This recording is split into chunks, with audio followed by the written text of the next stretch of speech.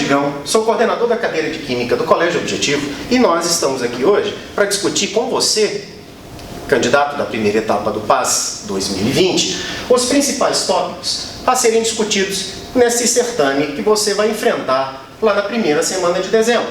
Eu gostaria de chamar a atenção para alguns tópicos em específico. Lembrando, o que manda nesse primeiro momento é o átomo.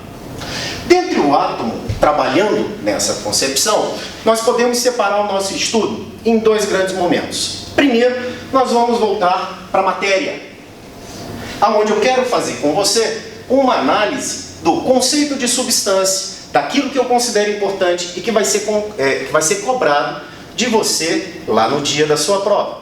Quero chamar a atenção para esse aspecto das propriedades das substâncias.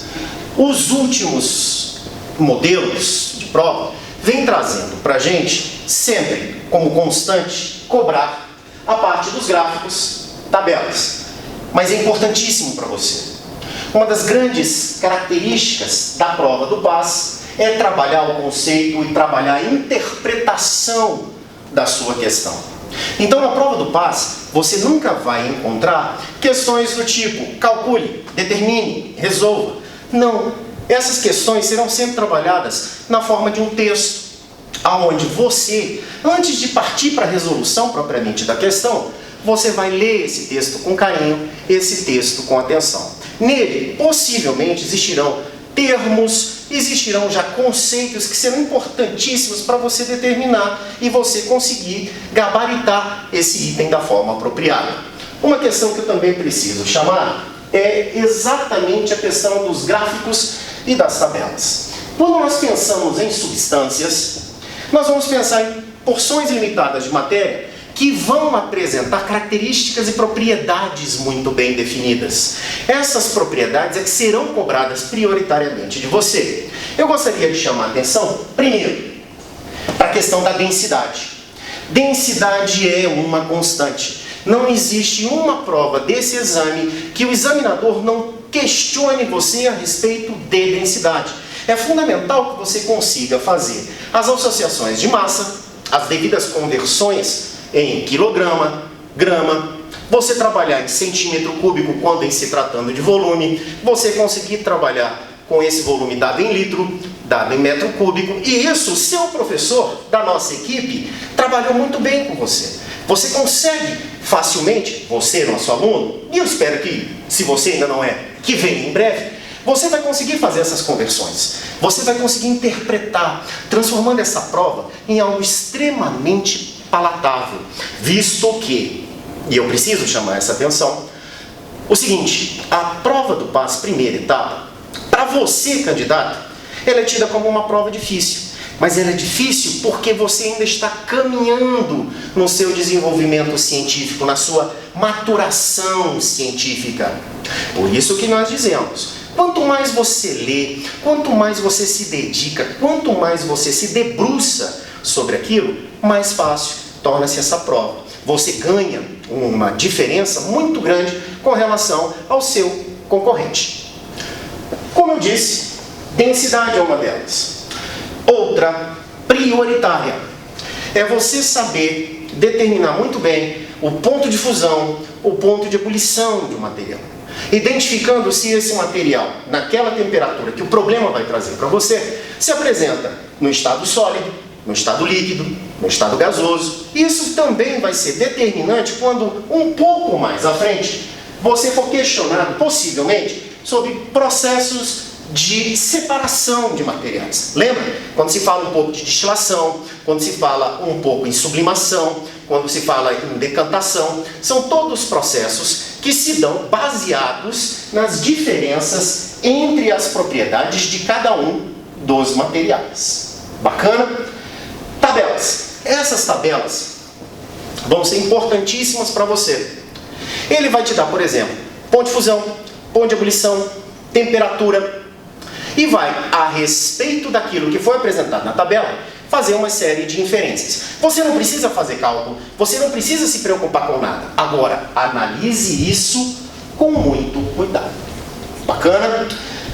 E agora, então, nós chegamos em outro grande momento da prova do PAS, que é o que nós chamamos de teoria atômico-molecular, a famosa TAM, o bicho-papão do primeiro ano. E esse bicho-papão, ele se configura dessa forma por uma questão bem simples. Se você tem dificuldade de interpretar, aí realmente ele vai te dar um pouco mais de trabalho. Agora, se você já afiou a sua leitura, se você já entende aquilo com mais clareza, se você já entende os fenômenos químicos com um pouco mais de tranquilidade, facilmente você coloca essas questões no bolso. São questões que, pelo grau de dificuldade, existe uma tendência muito grande aos nossos alunos errarem. E aí é que vem o seu diferencial.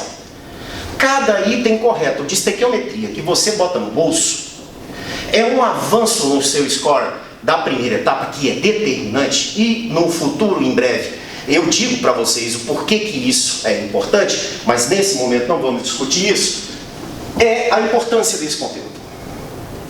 É mais complexo, mas ele é, como podemos dizer, bem mais simples, do ponto de vista das teorias. Elas são mais objetivas, elas são mais claras. E aí o que acontece? Vamos entender. Primeiro aspecto da teoria atômico-molecular é você entender isso daqui, o tal do mol, a chamada unidade de quantidade de matéria. Uma vez conhecendo bem o mol, você começa a fazer as associações. Conhecendo o mol, eu passo a conhecer a massa molar daquela espécie química, baseado também na constante de 1 Avogadro. E aí eu vou pedir sua licença só para te dar um determinado exemplo. Eu viro para você e falo que eu tenho uma amostra de ferro. Você já foi apresentado a tabela periódica e eu te digo que a massa molar do ferro é de 56 gramas por mol. O que isso para nós significa? Significa o seguinte, que a cada 1 mol da amostra de ferro, eu consigo ter uma massa determinada da ordem de 56 gramas. Você, meu aluno, você sabe disso. Quantas vezes eu te disse em sala de aula, o que eu leio, eu escrevo. Então, o que eu tenho? Que 1 mol de ferro equivale a 56 gramas. E aí volta no passado. De acordo com a constante de Avogadro, que era aquele número lá, o seu 6 vezes 10 a 23, eu posso afirmar então que 1 mol de ferro, que equivale exatamente a 56 gramas, teremos 6 vezes 10 a 23 átomos de ferro. Lembra do átomo? Olha ele aqui novamente. Vamos supor que você tem na sua casa um potinho aonde eu tenho lá 560 gramas de ferro. Claro que a UNB ela vai florear, ela vai contar para você uma historinha. E vamos supor que ela te pergunte, determine a quantidade de átomos presentes na nossa amostra com 560 gramas de ferro. Ora, você sabe que se eu tiver 1 mol de ferro, eu teria quanto? 56 gramas. Logo, 6 vezes 10 é 23 átomos. Mas o seu problema lhe deu quanto? 560 gramas de ferro.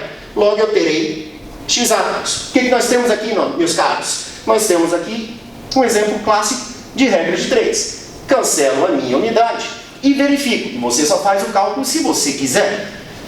De 56 para 560, eu consigo enxergar. Você também? Eu multipliquei por 10. Logo, esse valor também é multiplicado por 10. Como você é um cara inteligente, você não vai nem escrever 60 vezes 10 a 23. Você já vai lá e escreve 6 vezes 10 a 24 átomos de ferro. Então, se eu brinco com você, se eu tirar esse potinho de 560 gramas de ferro, logo eu terei quanto? Eu terei 6 vezes 10 a 24 átomos ou 10 mol de ferro. Aonde mol é a nossa unidade de quantidade de matéria, 56 gramas por mol é a minha massa molar e 6 vezes 10 é 23, a quantidade de matéria de espécies químicas presentes em 1 mol de qualquer material. Nesse primeiro instante, nesse primeiro encontro, é isso que eu gostaria de chamar a atenção para vocês. É vital. Interpretem. Leiam, façam com calma. Uma vez você obedecendo todos esses princípios, essas dicas, gente, isso daqui vira moleza para vocês. Aguardo vocês no nosso próximo encontro, onde estaremos discutindo os aspectos envolvendo o sistema gasoso e a cinética, ou seja, a velocidade de uma reação. Beijo para vocês, vejo vocês em breve.